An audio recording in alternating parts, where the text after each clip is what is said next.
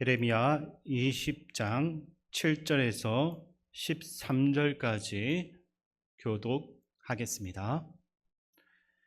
여호와여, 주께서 나를 권유하심으로 내가 그 권유를 받았사오며 주께서 나보다 강하사 이기셨으므로 내가 조롱거리가 되니 사람마다 종일토록 나를 조롱하나이다. 내가 말할 때마다 외치며 파멸과 멸망을 선포함으로 여호와의 말씀으로 말미암아 내가 종일토록 주역과 모욕거리가 됨이니이다. 내가 다시는 여호와를 선포하지 아니하며 그의 이름으로 말하지 아니하리라 하면 나의 마음이 불붙는 것 같아서 골수에 사무치니 답답하여 견딜 수 없나이다. 나는 무리의 비방과 사방이 두려워함을 들었나이다. 그들이 이르기를 고소하라, 우리도 고소하리라 하며 내 친한 벗도 다 내가 실족하기를 기다리며 그가 혹시 유혹을 받게 되면 우리가 그를 이겨 우리 원수를 갚자 하나이다. 그러하오나 여호와는 두려운 용사 같으시며 나와 함께 하심으로 나를 박해하는 자들이 넘어지고 이기지 못할 것이오며 그들은 지혜롭게 행하지 못함으로 큰 치욕을 당하오리니 그 치욕은 길이 잊지 못할 것이니이다. 의인을 시험하사 그 배부와 심장을 보시는 만군의 여호와여, 나의 사정을 주께 아뢰었사온즉 주께서 그들에게 보복하심을 나에게 보게 하옵소서. 여호와께 노래하라, 너희는 여호와를 찬양하라. 가난한 자의 생명을 행악자의 손에서 구원하셨음이니라. 아멘. 이 시간 샤마임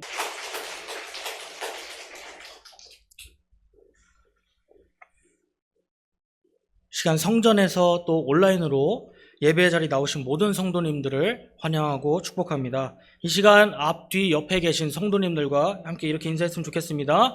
환영합니다. 축복합니다. 한 번 더 인사하길 원합니다. 다 잘 될 겁니다. 다 잘 될 줄 믿습니다. 아멘. 1986년 4월 26일 새벽 1시 23분 체르노빌에서 전 세계를 뒤흔든 폭발이 일어난 사건이 있었습니다. 그 누구도 상상하지 못했던 최악의 원전 사고가 인류 역사의 길이 남을 가장 어두운 밤에 시작되었습니다. 그런데 이 재앙은 갑자기 일어난 일이 아니었습니다.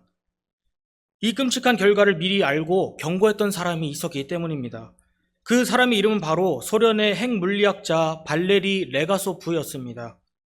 그는 체르노빌의 원자로의 치명적인 설계의 결함을 누구보다 가장 잘 알고 있었습니다. 그래서 그는 여러 차례 보고서도 작성했고 회의에서도 여러 번이나 위험을 경고해왔습니다. 그런데 이 사고가 어떻게 일어날지, 어떤 결과가 나타날지 그는 너무나 잘 알고 있었습니다. 그러나 그의 보고서는 상부에서 계속해서 묵살되었다고 합니다. 불안감을 조성하지 말고 다른 일이나 더 열심히 하라라는 말을 들었습니다. 결국 그가 두려워했던 일이 실제로 일어나게 됩니다. 레가소프는 그것을 두 눈으로 지켜봐야만 했습니다. 사람들이 고통받고 도시가 버려지고 가족들도 집을 다 떠나야만 했습니다. 누군가 끊임없이 외쳤던 그 경고를 아무도 듣지 않은 것입니다. 오늘 본문의 예레미야 선지자는 비극의 선지자 또는 눈물의 선지자라는 별명이 있을 정도로 레가소프와 비슷한 상황에 놓여 있는 선지자입니다. 하나님의 경고를 보았고 죄 가운데 놓인 남유다 백성들이 이대로면 멸망당할 것임을 알게 되었습니다. 그래서 백성들과 지도자들에게 수없이 지금이라도 회개하고 돌아오라는 하나님의 말씀을 선포했고 글로도 기록했지만 예레미야 5장 1절에서 2절을 보면 진심으로 돌이키는 사람이 단 한 사람도 없었다라고 성경은 기록하고 있습니다. 하나님의 말씀을 그 누구도 귀담아 듣지도 눈여겨보지도 않았다는 것입니다. 이것이 바로 지금 남유다의 영적 상태입니다. 남유다 백성들은 북이스라엘이 하나님을 떠나서 멸망한 것을 보고도 5장 12절, 31절에서도 나타나 있듯이 하나님은 없다라고 말하고 있는 것입니다. 그들이 여호와를 인정하지 아니하며 말하기를 여호와께서는 계시지 아니하니 재앙이 우리에게 임하지 아니할 것이요 우리가 칼과 기근을 보지 아니할 것이며 아멘. 그들이 하나님을 인정하지 않았고 또 하나님은 없다고 말하며 재앙이 우리에게 임하지 아니할 것입니다 라고 말하고 다녔다는 것입니다. 선지자들은 거짓을 예언하며 제사장들은 자기 권력으로 다스리며 내 백성 그것을 좋게 여기니 마지막에는 너희가 어찌하려느냐. 아멘. 백성들이 하나님 말씀이 아닌 거짓 선지자들의 말에 빠져들고 있고 또 지도자들은 권력에 눈이 멀어서 그러한 상태가 바로 지금 남유다의 상황입니다. 하나님이 보시기에 너무나 악한 자들이었습니다. 그러나 하나님은 그런 자들도 버리지 않으시고 사랑하신다고 말씀하십니다. 베드로후서 3장 9절과 요한복음 3장 17절을 우리가 한 목소리로 함께 읽겠습니다. 오직 주께서는 너희를 대하여 오래 참으사 아무도 멸망하지 아니하고 다 회개에 이르기를 원하시느니라. 하나님이 그 아들을 세상에 보내신 것은 세상을 심판하려 하심이 아니요 그로 말미암아 세상이 구원을 받게 하려 하심이라. 아멘. 마동석 배우가 주연으로 나오는 범죄도시라는 영화가 있습니다. 여러분도 잘 알고 계실 거라 생각합니다. 우리는 그 영화의 주된 내용인 강한 자가 악한 자에게 벌을 내리는 것을 보고 통쾌함을 느낍니다. 이것이 바로 세상에서 요구하는 정의로운 사회인 것 같습니다. 그런데요, 하나님은 죽을 자가 죽는 것도 기뻐하지 않으신다고 말씀하십니다.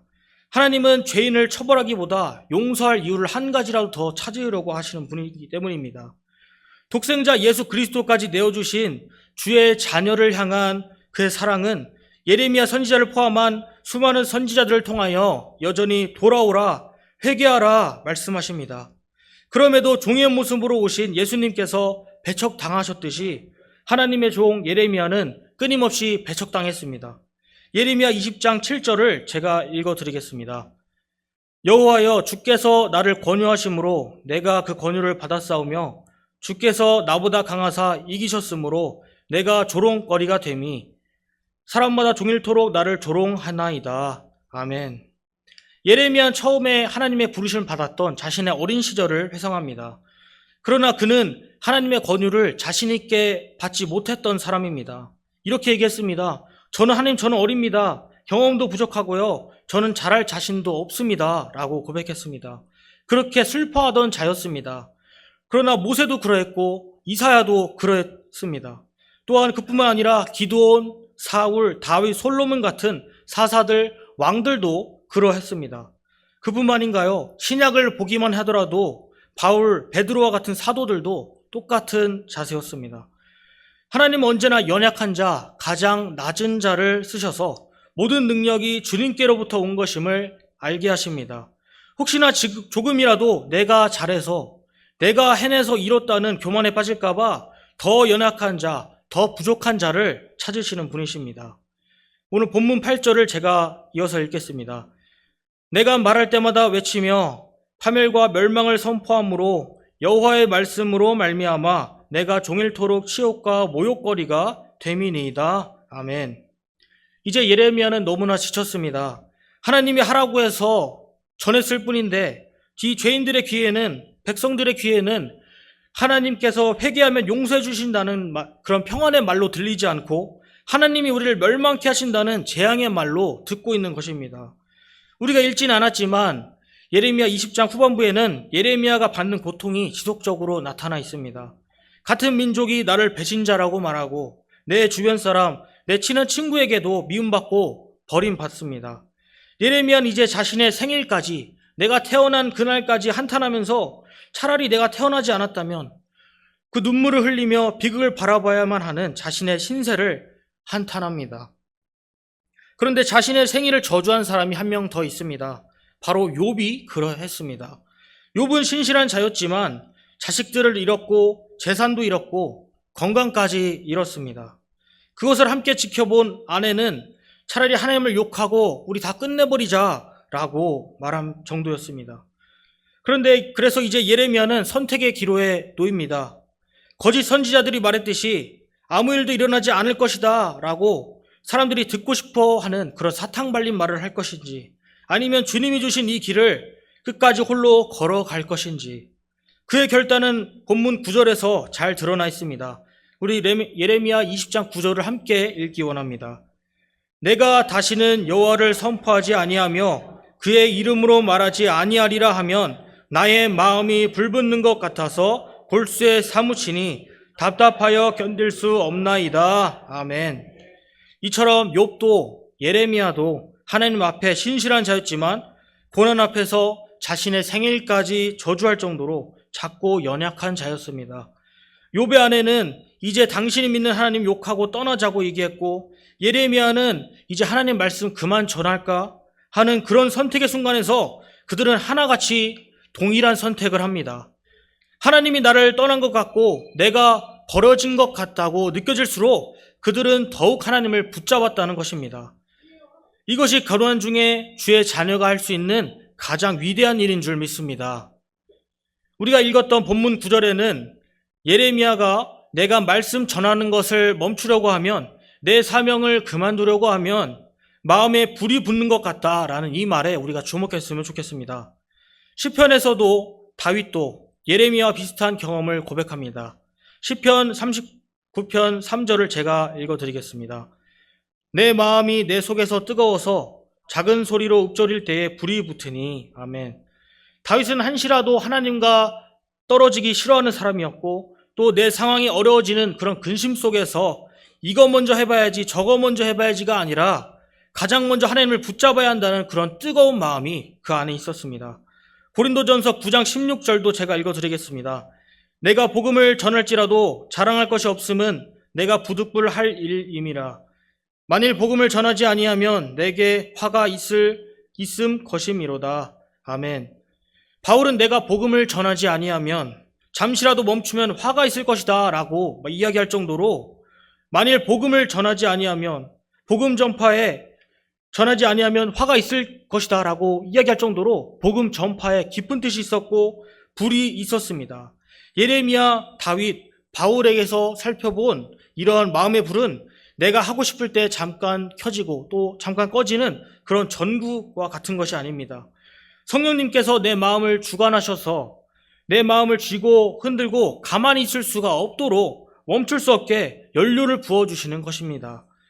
나의 마음속에 하나님이 주신 불이 활발 타오르고 계신지요? 혹시라도 내가 연료를 거부하고 하나님이 주신 그 불씨를 꺼트리고 있지는 않았는가 돌아보는 시간이 되었으면 좋겠습니다. 우리 마음을 하나님께서 주관하여 주셔서 나를 부르신 소명을 밝히 보이시고 사명을 날마다 구하는 저와 여러분이 되기를 소망합니다. 그의 상황은 여전히 그대로였지만 이제는 얻어맞기도 하고 또한 족쇄가 채워지기도 하는 상황이 됐지만 그는 끝까지 함께 하시는 하나님을 신뢰함으로 다시 일어납니다. 예레미야 20장 11절을 함께 읽겠습니다. 그러하오나 여호와는 두려운 용사 같으시며 나와 함께 하심으로 나를 박해하는 자들이 넘어지고 이기지 못할 것이오며 그들은 지혜롭게 행하지 못함으로 큰 치욕을 당하리오니 그 치욕은 길이 잊지 못할 것이니이다. 아멘. 우리 이번에 설교 제목인 또 똑같은 찬양 제목이 있습니다. 바로 주의 자녀로 산다는 것은 이라고 하는 찬양이 있습니다. 제가 그 가사를 한번 읽어드리려고 합니다. 그 가사는 이렇습니다. 주의 자녀로 산다는 것은 불 가운데로 걸어가는 것, 그 속에서 신실하게 날 지키시는 그 손길을 경험하는 것. 주의 자녀로 산다는 것은 바다 위를 걸어가는 것, 내 온몸을 덮쳐오는 폭풍 속에서 잠잠히 주 바라보는 것, 때론 불 가운데 휩싸일 때도 폭풍 가운데 무너질 때도 주님 내 곁에 함께 하시네, 가장 가까이에 함께 하시네. 이 찬양 가사처럼 폭풍 가운데 있는 것처럼 느껴지지만 때로는 불 가운데 휩싸일 때도 있겠지만 여전히 다시 일어나 우리가 걸어갈 수 있는 것은 나와 함께 하시는 그 하나님을 신뢰하기 때문인 줄 믿습니다. 아기가 걸음마를 연습하다 넘어지고 또 상처 입기도 하지만 부모를 바라보고 일어설 때 걷게 되는 것처럼 나 홀로 서 있는 것 같아도 의지할 사람 하나 없어 보여도 내가 의지할 분은 하나님 한 분이면 족합니다 라고 고백할 수 있는 저와 여러분이 되기를 축원드립니다. 예레미야 일생을 보면 예수 그리스도가 떠오르게 됩니다. 예레미야가 진리를 전할 때 같은 민족에게, 같은 백성들에게 배척당했던 것처럼 예수님도 그러하셨기 때문입니다. 다른 점은 예수님은 미리 알고 계셨다는 것입니다. 하늘의 영광을 버리고 종의 모습으로 모든 고통과 고난을 당할 것을 미리 아셨지만 그분은 실은 내색 하나 없이 모든 것을 감내하셨습니다. 죄가 없으신 분이 죄인들을 살리기 위하여 죄인의 모습으로 죄인들의 매질을 당하며 누명을 쓰시고 자신의 생명까지 기꺼이 내어주셨던 것입니다. 우리를 살리려는 그 뜨거운 마음으로 우리들의 죄를 대신 홀로 지셨습니다. 그 예수님께서 마가복음 8장 34절에서 우리에게 이렇게 말씀하십니다. 제가 읽어드리겠습니다. 무리와 제자들을 불러 이르시되 누구든지 나를 따라오려거든 자기를 부인하고 자기 십자가를 지고 나를 따를 것이니라. 아멘. 예수님이 우리를 위해 먼저 가신 그 길, 그곳으로 따라오라 말씀하고 계십니다. 믿음의 선조들이 겪은 것처럼 그 길은 결코 쉬운 것이 아님은 분명합니다. 그러나 나를 뜨겁게 하시는, 멈추지 않는 그 연료를 부어주시는 하나님께서 반드시 우리와 함께 하실 것입니다. 예레미야 20장 30절을 마지막으로 함께 읽겠습니다. 여호와께 노래하라. 너희는 여호와를 찬양하라. 가난한 자의 생명을 행악자의 손에서 구원하셨음이니라. 아멘. 기도하겠습니다.